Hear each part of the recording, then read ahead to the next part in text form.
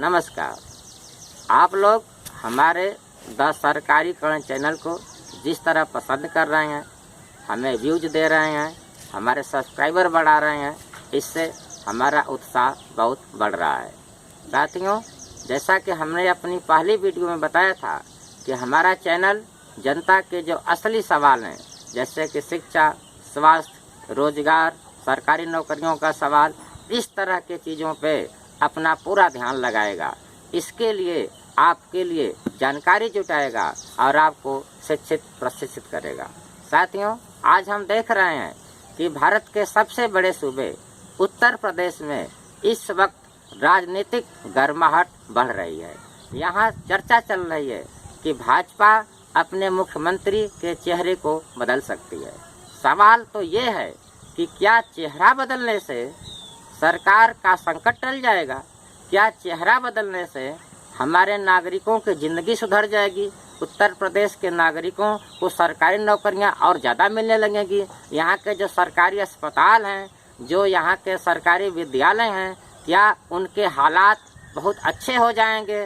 क्या जो प्राइवेट संस्थाओं में लूट मची हुई है, जो सरकारी अस्पतालों के बजाय प्राइवेट अस्पताल बढ़ रहे हैं, सरकारी स्कूलों के बजाय प्राइवेट स्कूल बढ़ रहे हैं और उनमें जो लूट खसोट मची हुई है, तरह तरह के फीस के नाम पर जो लोगों की जेब खाली की जा रही है, क्या ये सब सारी चीज़ें रुक जाएंगी?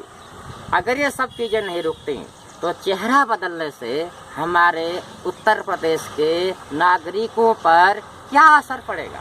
इस सवाल पे हम चर्चा करेंगे।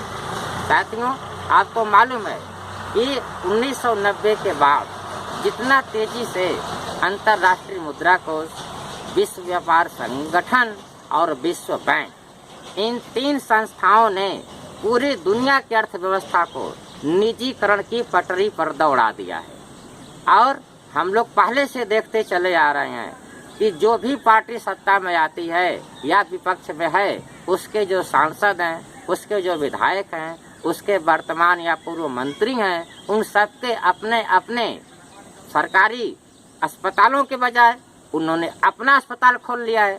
सरकारी विद्यालयों के बजाय उन्होंने अपना विद्यालय खोल लिया है। उनके ढेर सारे अपने फार्मेसी कॉलेज हैं, उनके अपने उद्योग धंधे हैं। और दुखद बात तो ये है कि वो सांसद और विधायक निधि का अधिकांश पैसा इसी तरह के प्राइवेट संस्थाओं को दे देते हैं।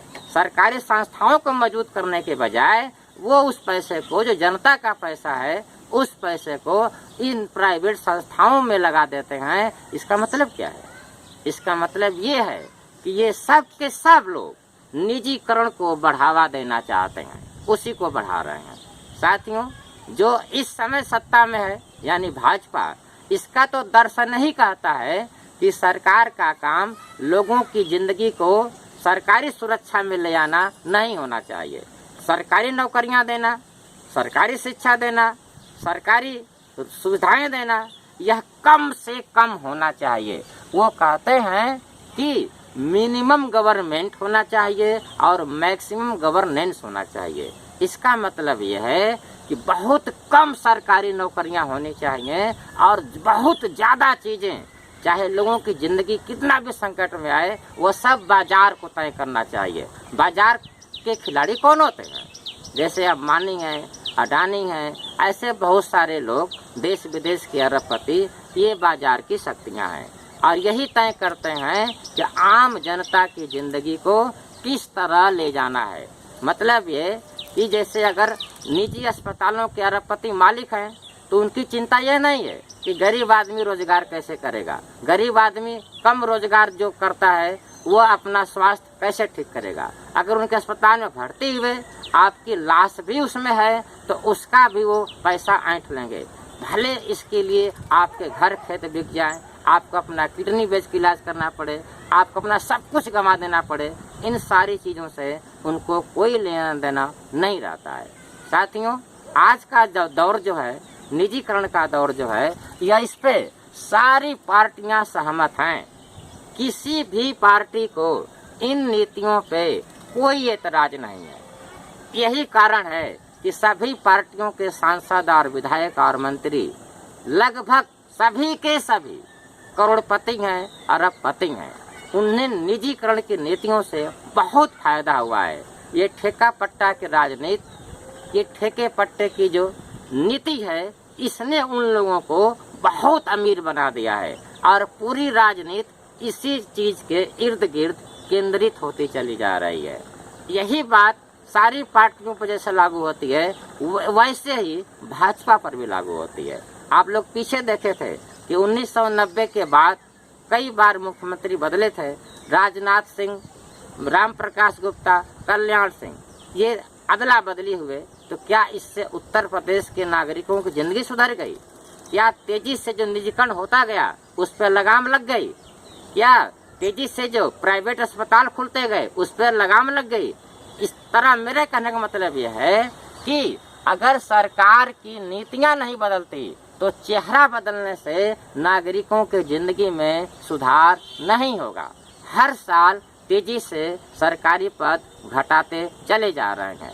हर साल जो सरकारी सुविधाएं हैं वो कम से कम होती जा रही हैं। इसके लिए जिम्मेदार कौन है?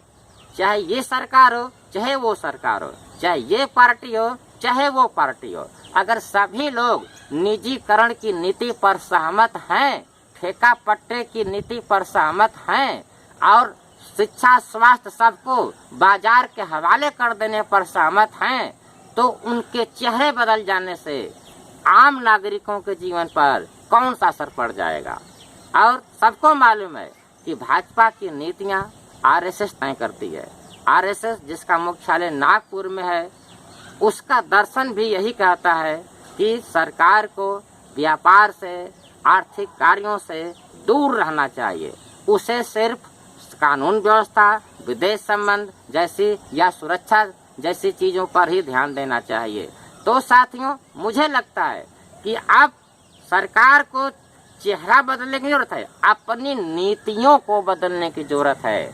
सूरत नहीं, सीरत बदलने की जरूरत है। सीरत बदल देंगे तो सूरत कोई भी रहेगा, चेहरा कोई भी रहेगा। जो नीतियां आप तय करेंगे उसको वो फॉलो करेगा।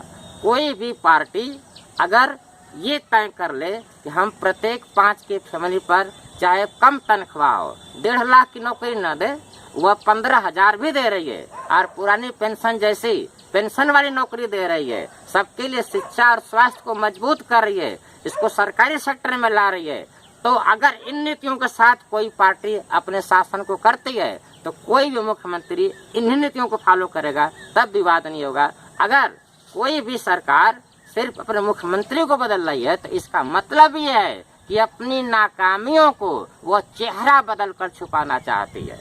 इसलिए नागरिकों को सावधान रहना चाहिए कि चेहरा बदलने वाली राजनीति को बेनकाब करे, वह नीतिगत फैसला करे। नीतियों को बदलने की जरूरत है, चेहरे को बदलने की कतई नहीं जरूरत है। अगर आप नीतियां बदल देंगे तो चेहरा बदलने की जरूरत आपको नहीं पड़ेगी। धन्यवाद।